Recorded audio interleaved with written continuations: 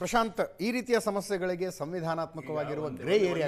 ಪ್ರಶಾಂತ್ ಅವ್ರಿಗೆ ಹೋಗಕ್ಕೆ ಮುಂಚೆ ಇಲ್ಲ ಸ್ವಲ್ಪ ಡಿಸ್ಕಷನಲ್ಲಿ ಒಂದು ಸಣ್ಣ ಮಿಸ್ಟೇಕ್ ಆಗ್ತಾ ಇದೆ. ಓಕೆ, ಇದು ವಿಶೇಷ ಅಧಿವೇಶನ ಅಲ್ಲ, ಅದು ಫಸ್ಟ್ ಒಂದು ಕ್ಲಾರಿಟಿ. ಯಾಕೆಂದರೆ ಅಧಿವೇಶನ ಮುಂಚೆಯಿಂದಲೂ ಹಂಗೆ ಆಗ್ತಾ ಇರೋದು. ಫಸ್ಟ್ ರಾಜ್ಯಪಾಲರ ಜಂಟಿ ಅಧಿವೇಶನ, ಅದಾದ್ಮೇಲೆ ಬಜೆಟ್ ಅಧಿವೇಶನ, ಒಂದೆರಡು ದಿವಸ ಗ್ಯಾಪ್ ಕೊಟ್ಟು ಮಾಡ್ತಾ ಇದ್ರು.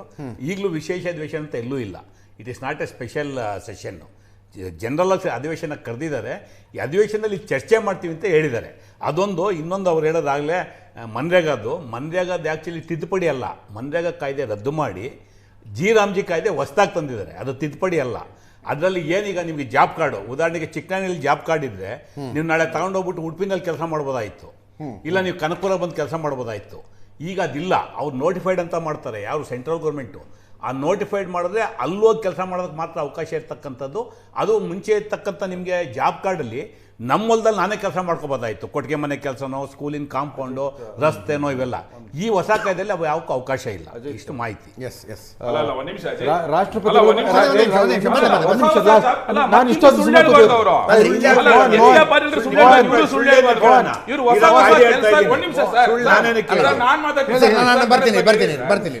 ನಾನು ಹೇಳೋದು ಏನದು ಕೆಲವೊಂದು ಜಾಬ್ಗಳು ಮಾತ್ರ ಹೇಳಿದ್ರು, ಆಯ್ತಾ.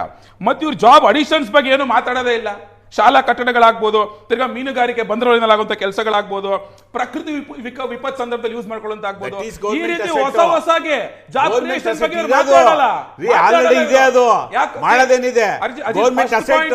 ಗೌರ್ಮೆಂಟ್ ಪ್ರಾಪರ್ಟಿ ಅಸೆಟ್ ಕ್ರಿಯೇಟ್ ಮಾಡಿಲ್ವಲ್ಲ ಇವ್ರ ಅವಧಿನಲ್ಲಿ. ಒಂದು ಉದ್ಘಾಟನೆ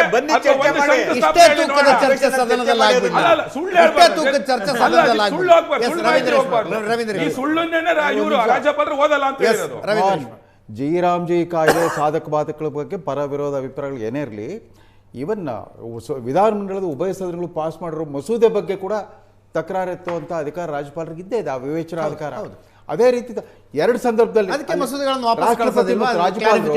ರಾಷ್ಟ್ರಪತಿ ಮತ್ತು ರಾಜ್ಯಪಾಲರು ಜನವರಿಯಲ್ಲಿ ನಡೆಯುವ ಮೊದಲನೇ ಜಂಟಿ ಅಧಿವೇಶನ ಉದ್ದೇಶ ಒಂದು ಭಾಷಣ, ಎರಡನೇದು ಗಣರಾಜ್ಯೋತ್ಸವ ದಿವಸ ಒಂದು ಭಾಷಣ ಮಾಡ್ತಾರೆ. ಅವೆರಡು ಭಾಷಣ ಸರ್ಕಾರಗಳು ಬರೆದು ಕೊಟ್ಟಿದ್ದ ಭಾಷಣ ಇರುತ್ತೆ. ಗಣರಾಜ್ಯೋತ್ಸವದ ಭಾಷಣದ ಕೆಲವು ತಮ್ಮ ಸ್ವಂತ ಅಭಿಪ್ರಾಯ ಉಪದೇಶದ ರೀತಿಯಲ್ಲಿ ಕೆಲವು ವಿಚಾರಗಳು ಹೇಳುವ ಅವಕಾಶ ಇರುತ್ತೆ. ಇಲ್ಲಿ ಮಸೂದೆಗಳನ್ನು ಕೂಡ ವಾಪಸ್ ಕಳಿಸೋ ಅಧಿಕಾರ ಇರುವಾಗ ತಾವು ನಾಳೆ ಓದಬೇಕಾಗಿರೋ ಭಾಷಣದ ಈ ಥರ ಆಕ್ಷೇಪ ಇದಿದೆ ಅಂತ ಮೊದಲೇ ಅಟ್ಲೀಸ್ಟ್ ಇವರಲ್ಲಿ ಒಂದು ಪ್ರೋಟೋಕಾಲ್ ಪಾಲಿಸಿದ್ದಾರೆ. ಈಗ ರಾಜ್ಯಪಾಲರು ನಾಳೆ ಬಂದು ಅಭಾಸಕ ಸಂದರ್ಭ ಕ್ರಿಯೇಟ್ ಮಾಡಿದ್ರು ಒಂದು ದಿವಸ ಮುಂಚೆನೇ ತಿಳಿಸ್ಬಿಡುತ್ತೆ ಸರ್ಕಾರಕ್ಕೆ, ನಾನು ಇದನ್ನು ಓದೋಕೆ ಮುಜುಗರ ಆಗುತ್ತೆ, ಇದು ತಿದ್ಕೊಳ್ಳಿ. ಸೊ ಮಂತ್ರಿಗಳು ಹೋಗಿದ್ದಾರೆ, ಅವರ ಪರಸ್ಪರ ಸಮಾಲೋಚನೆ ನಡೆದಿದೆ. ಅಷ್ಟರ ಮಟ್ಟಿಗೆ ಶಿಷ್ಟಾಚಾರ ಪಾಲನೆ ಮಾಡಿದ್ದಾರೆ, ರಾಜ್ಯಪಾಲರು ಮಾಡಿದ್ದಾರೆ, ಸರ್ಕಾರ ಕೂಡ ಅದಕ್ಕೆ ಸ್ಪಂದಿಸಿದೆ. ನೋಡೋಣ, ಈಗ ರಾಜ್ಯಪಾಲರನ್ನ ಭೇಟಿಯಾಗಿ ಬಂದಂಥ ಎಚ್.ಕೆ. ಪಾಟೀಲ್ ಅವರ ನಿಯೋಗ ಕಮಿಟಿ ರೆಕಮೆಂಡೇಶನ್ ಪ್ರಕಾರ ಬೇಸಿಕಲಿ ಏನೇನಿರ್ಬೇಕು ರಾಜ್ಯಪಾಲರ ಭಾಷಣದಲ್ಲಿ ಅಂತ ಹೇಳಿದ್ರೆ, ಮೇಜರ್ ಅವ್ರು ಮಾತಾಡಬೇಕಾಗಿರೋದು ರಾಜ್ಯದ ಅಭಿವೃದ್ಧಿಗಳು, ಅವರ ಸರ್ಕಾರ ತಗೊಂಡಂತ ಪಾಲಿಸಿಗಳು, ಅವರು ಸ್ಪೆಸಿಫಿಕ್ ಆಗಿ ಯಾವುದೋ ಒಂದು ಕಾಯ್ದೆನ ಟೀಕೆ ಮಾಡೋದು, ಟೀಕೆ ಮಾಡುವಂತದ್ದು ಎಲ್ಲೂ ಇಲ್ಲ. ಅಜಯ್, ನೀವು ತೆಗೀರಿ, ನೀವು ಎಲ್ಲೂ ಇಲ್ಲ ಸ್ಪೆಸಿಫಿಕ್ ಆಗಿ ಆತರ ಮಾಡ್ಬೇಕಾಗಿರೋದು. ಸೊ ಅದಕ್ಕೊಂದು ಪೇಜ್ ಕಮಿಟಿ ರೆಕಮೆಂಡೇಶನ್ ಇದೆ, ಅದೆಲ್ಲ ಇದೆ. ಸೊ ಆ ಬೇಸಿಕಲ್ಲೇ ಮಾಡಬೇಕು. ಇವ್ರು ಸುಳ್ಳು ಸುದ್ದಿ ಹಬ್ಬಿಸ್ಕೊಳ್ಳೋಕೋಸ್ಕರ ಅವ್ರನ್ನ ಮಿಸ್ಯೂಸ್ ಮಾಡ್ಕೊಂಡ್ರೆ ಇವತ್ತು ಬರೋದಿಲ್ಲ. ಕ್ಯಾಬಿನೆಟ್ ಡಿಸಿಷನ್, ಅದು ಸರ್ಕಾರ ಡಿಸಿಷನ್, ಕಮಿಟಿ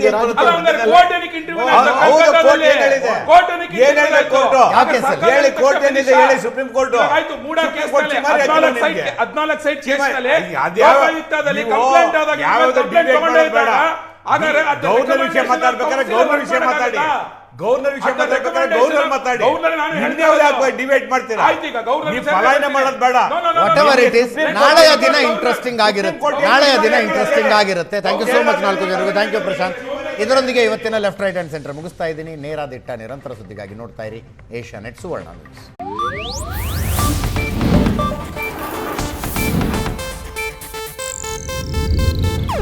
ಇದು ಏಷ್ಯಾನೆಟ್ ನ್ಯೂಸ್ ನೆಟ್ವರ್ಕ್ ಪ್ರಸ್ತುತಿ.